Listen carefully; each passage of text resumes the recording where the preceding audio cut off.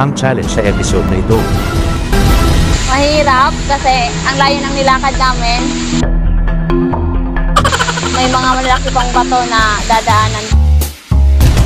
Wow!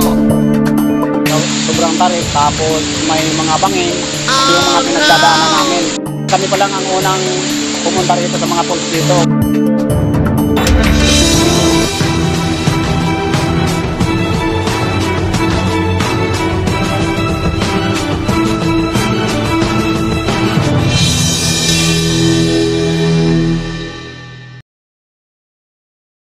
Nang malaman namin na very remote pala ang ilang parte sa bayan ng Lagonoy, sa lalawigan ng Camarines Sur, ay tinungo namin ito upang maglagalag at tuklasin kung anong meron sa mga liblib na lugar dito. Sa mga di nakakaalam, karamihan sa barangay nito ay nasa parteng kabila ng mga bundok sa may malapit sa karagatang Pasipiko. At dahil sa mga bundok na ito, kailangang dumaan sa dagat papunta dito dahil liblib pa rin ang kalakhang lupain dito. Dito din ang dahilan, kasama na rin siguro ang korupsyon sa mga nakaupo sa pwesto, ay wala pa rin kalsada para makarating sa parteng ito ng Lagonoy. Kaya naman ito ang magiging challenge natin sa docu-reality episode na ito. Ang tuklasin ng mga ilog at talon sa liblib na gubat sa Northern Lagonoy. At sa pagkakataong ito ay ang fresh graduate from high school na si Clyde Mandy ang ating magiging tour guide. Excited itong si Clyde na ipakilala ang kanilang lugar dahil na rin sa hindi pa niya nagagalugad ang mga liblib na lugar dito. Akalain mo yun, kahit dito na siya ipinanganak ay di pa rin niya nararating ang karamihan sa lugar dito. Lalong-lalo na ang pinakamataas na talon na kanilang pupuntahan ngayong araw. Kaya naman siya ang magiging challenger natin sa episode na ito. Sundan nito kami pag nagdumana kami sa pool. Pag kami laban-laban. At yun na, kasama ang buong barangay. Ang kanyang mga kapamilya, ilang kamag-anak, at mga kaibigan ay tumungo na ang grupo para maglagalag.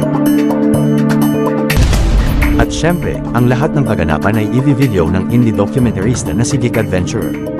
Mula kami ng umaga, naglakad kami galing ng Barangay Gibahoy, Lagonoy, Camarines Sur, papuntang Caligo.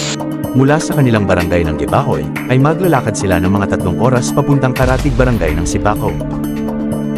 At dito na rin kumain ang grupo ng kanilang baong pananghalian. Wow!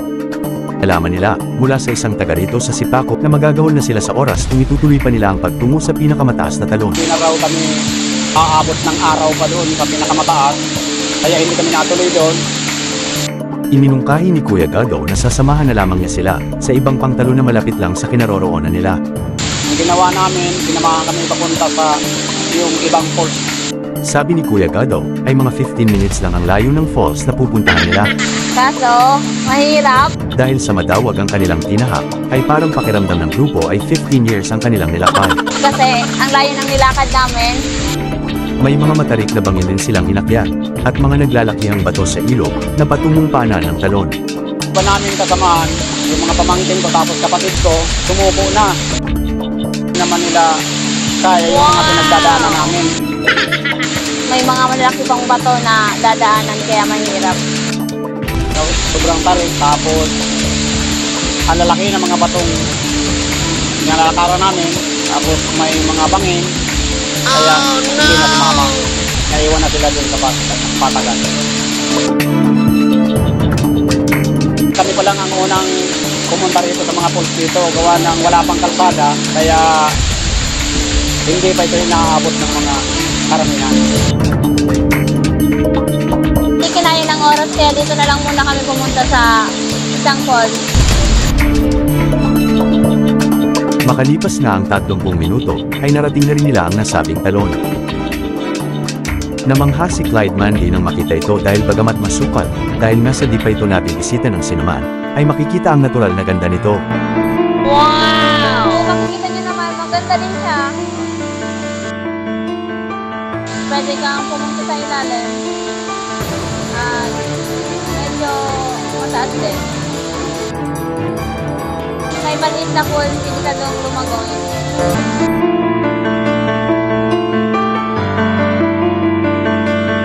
Wow! Maya-maya ay nasorpresa ang grupo nang banggitin ni Kuya Gado na may isa pang talon sa kalapit na sangang ilog. So ngayon, pupunta naman kami sa kabila. Kahit medyo nakasimangot na sa pagod, ay tumungo pa rin si Clyde at ang grupo sa pangalawang talon. So bago kami nakaabot din sa forest na Inidoy, nagsakap muna kami sa mga gapo na haralangkaw. Dito ay mas malalaking batuhan ang kanilang inakyat para makarating sa lugar. Tapos tapos may magano sa gapo, igwang aabutan na gina dakulao na kahoy. Mahiling mo doon, no? Sa sobrang kaanoan na kang kahoy, pag tinungtungan mo, pwede nang gumuho. Tulad ng naunang waterfalls ay kakaiba rin ang ganda ng isang ito. So, ay ning sarong falls ni Pandua, mas may kakaiba mo nining gayon sa pag makusog ang tubig, nagduduwang falls siya, arganiyo, mas makusog yung pero gidoy. So, igwaning area naman sa irarom na pwede kang maglaog, pero masasakitan ka makusugon kang tubig, so bulos. Pero magayon pag nakalaog ka naman giraray.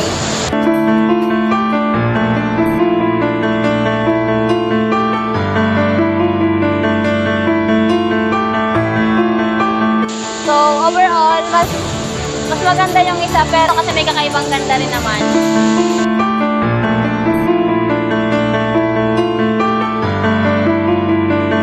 So, sana pumunta kayo dito, magustuhan nyo rin. At ma-experience ang kakaibang adventure kasi talagang adventure ang papunta dito. Wow!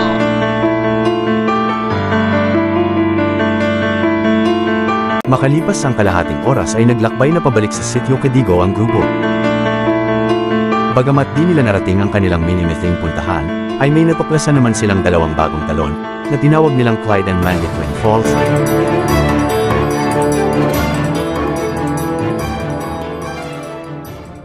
Sa sumunod na araw ay nagpasya si Geek Adventurer na ituloy ang kanilang plano, na puntahan ang pinakamataas na talon sa Sipaco. Hindi daw siya makatulog kung hindi niya mapuntahan yung binigay ko sa kanya na pinakamataas na, pinakamatarik na falls. Sa pagkakataong ito ay di na makakasama ang ating bida na si Clyde Mandy at kanyang kapamilya dahil sa kailangan na niyang umuwi sa Gibahoy para sa kanyang college enrollment.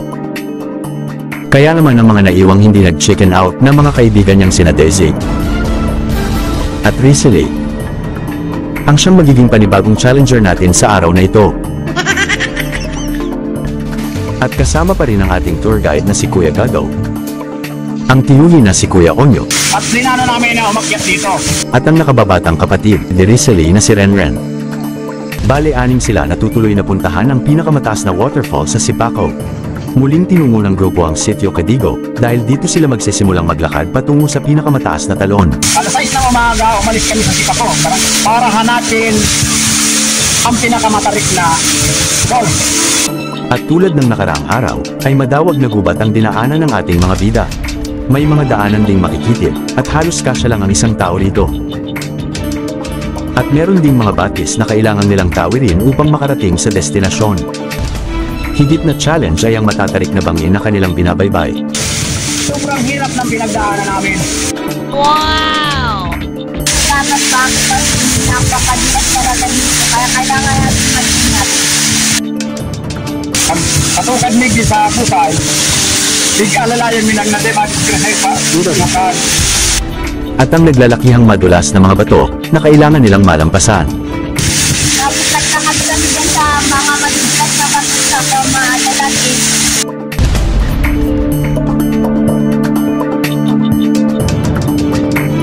Inaalamin muna po yung mga malalaking bato at yung madulas na bato at malalaking puno.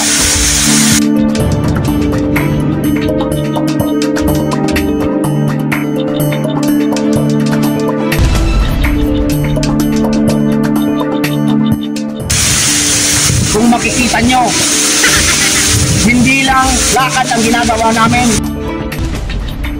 Yung mga bata na kasama na, nakikitang dalawa, bumagapang, hindi lakad, bumagapang na pakyat. Mga ubin pa kayo, pag-iriba may mga karagitay na yun eh. Kaya,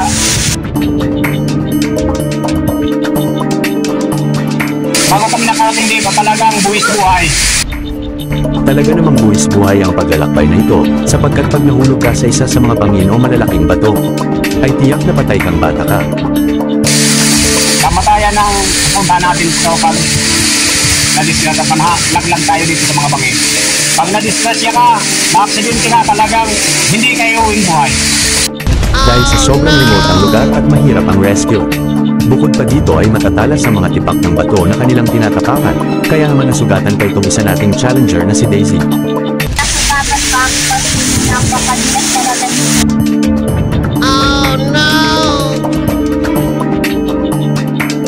Pero huwag kayong mag-alala kasi yung kinuha namin na guide, gumagawa ng paraan para safety kami at makarating kami dito walang nangyayaring aksidente. Patuloy na naglakbay ang grupo, at habang sila'y naglalakbay ay pwede mong i-hit ang like, at mag-subscribe ka na rin. I-on mo rin ang notification bell para lagi kang updated sa mga iba pang reality adventure challenges. Sa kalaunan ay narating din sa wakas sa minimitli nilang marating na pinakamataas na waterfalls. Pagdating namin dito, nakita na nga namin yung pinakamatarik na falls. Hindi lang maganda, but maganda. Sadyang kakaibang hayang pakiramdam ng ating mga adventurer nang marating ang kanilang destinasyon. Parang biglang nalis yung pagod namin. Sadyang namalas nila ang kakaibang features nito. Ang ganda ng bulaklak sa gabi. Kakaiba dito sa falls na to, yung background niya, napakalakas ng patak ng tubig.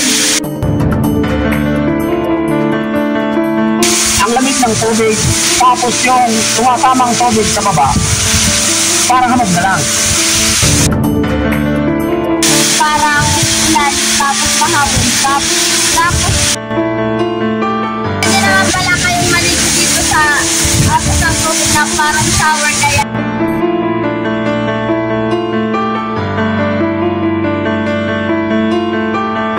Nilalamig ko si Rachel.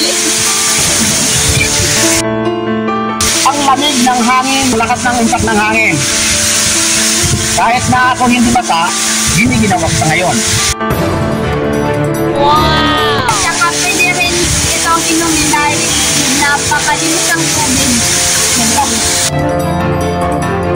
Sana yung maniwala ko, mas maganda na marinig. Pero wala paglang pabutong kang sa inyo. Maya-maya pa ay nagsipag pananghalian na ang grupo, at isa sa kanilang mga ulam ay ang ilang mga hipon, na nahuli sa daanan nitong ating tour guide na si Kuya Gado. Pinalipad na ni Geek Adventurer ang kanyang drone para kunan ng footage ang surroundings. Alam kami magkasama ngayon para riyas kami ngayon pa lang dito nakarating. Kasi kami ang unang taong nakarating dito. At dito nila natuklasan ang iba pang natural na katangian ng talon. Yung mga kasamahan ko, may sugatan ng paa, sobrang pagod. Pag-alis namin at pagdating namin dito, parang biglang nalis yung pagod namin. Sobrang saya ang naramdaman namin. So,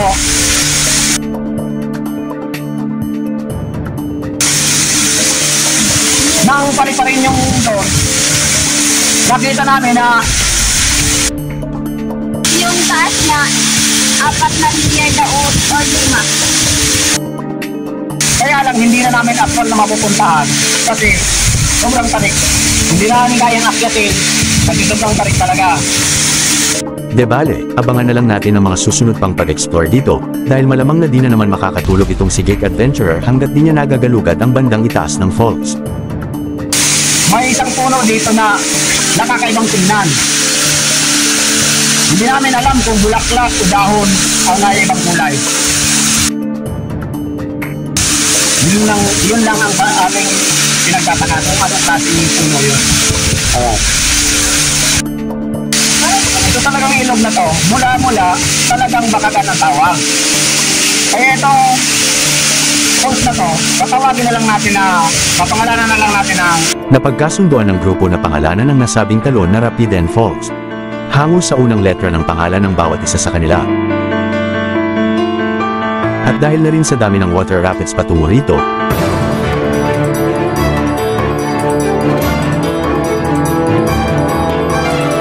makalipas ng 1 oras ay nagpasya ng umuwi ang grupo upang hindi abutin ng dilim sa daan pabalik.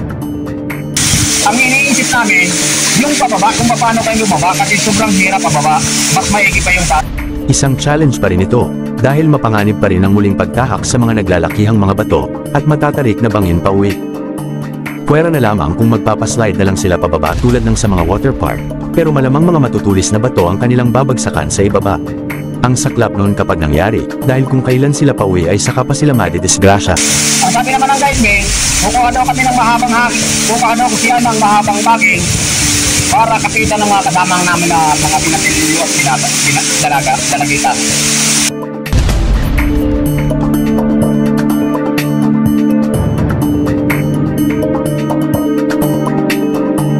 Magkagayunman ay matagumpay na nakauwi ng buong buhay ang grupo, na walang masamang nangyari sa kanila.